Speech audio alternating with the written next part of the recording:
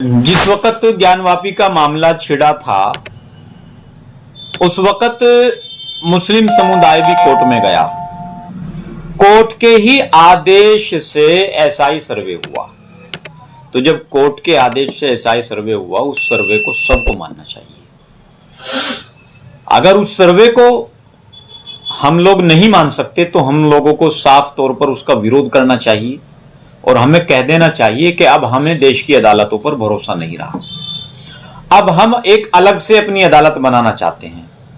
अब हम देश के टुकड़े करना चाहते हैं, अपना अलग से एक देश कायम दायम करना चाहते हैं, जिस तरह इस देश में पहले से होता आ रहा है। इस देश में अफगानिस्तान अलग बना, फिर पाकिस्तान अलग बना, फिर पाकिस्तान के दो टुकड़े हुए। इसी तरह ये टुकड़े टुकड़े गैंग अगर ये चाहता है कि देश की अदालतों पर मुसलमान भरोसा ना करे, एसआई सर्वे की रिपोर्ट को मुसलमान ना माने, तो फिर वो टुकड़े टुकड़े गैंग साफ तौर पर आकर के अपना चेहरा तो दिखाएं, ताकि ऐसे चेहरों का पर्दाफाश हो, मुस्लिम समुदाय भी जान सके और पूरी दुनिया देख सके कि ये लोग नहीं चाहते कि देश में अमन सलामती कायम रहे। सरकारी एजेंसियों पे हमेशा इल्जाम लगते हैं कि उसका दुरुपयोग किया जाता है, पावर का इस्तेमाल करती हैं सरकारें। तो इसीलिए एएसआई पर सवाल उठा रहे हैं तमाम जो मुस्लिम समाज के बड़े बड़े लीडर हैं। इस पर आप क्या कहना चाहेंगे? देखिए, बिल्कुल सवाल का तो मसला कहीं तक भी नहीं बनता। जब आप देखिए, एजेंसी कोई भी हो, सरकारी एजेंसी, चुनाव आयोग पर हमेशा सवाल उठते रहे। उसी चुनाव से अगर कांग्रेस कर्नाटक में अपनी सरकार बना लेती है, हिमाचल में अपनी सरकार बना लेती है, तो ये लोग कहते हैं कि ये न्याय की जीत है, ये कांग्रेस की जीत है, ये मोहब्बत की दुकान नफरत पर भारी पड़ी है।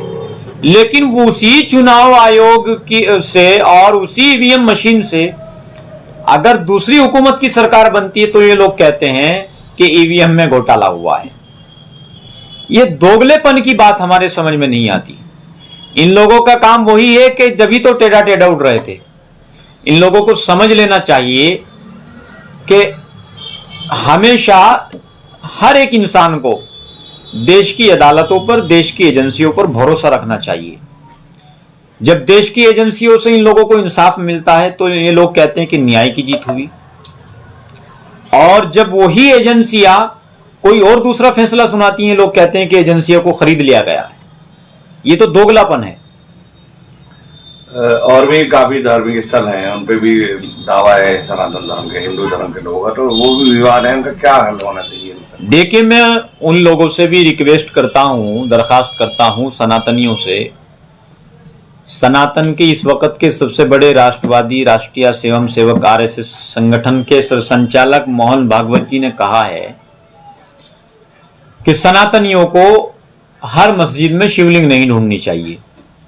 उसको मद्देनजर रखते हुए, उसको जहन में रखते हुए उन लोगों को भी अमन सलामती के साथ काम लेना चाहिए। सनातनियों को भी हर मस्जिद में शिवलिंग नहीं ढूंढनी चाहिए। हाँ, जहां जहां उनको ऐसा लगता है कि हमारे साथ नाइंसाफी हुई है, उन मुद्दों पर मुस्लिम समुदाय के लोगों से और मुस्लिम समुदाय से और सनातनी समुदाय से कुछ लोग आगे आए, बड़ा दिल दिखाएं और उस पर बैठ करके चिंतन मंथन करें, इस मामले को निपटाने की कोशिश करें। हंगामा टाइम्स की तमाम खबरों को देखने के लिए हंगामा टाइम्स को सब्सक्राइब कर लीजिए और बेल आइकन दबा लीजिए। अगर आपको ये वीडियो अच्छा लगा हो तो लाइक बटन प्रेस कर अपनी प्रतिक्रिया हमारे कमेंट बॉक्स में देना मत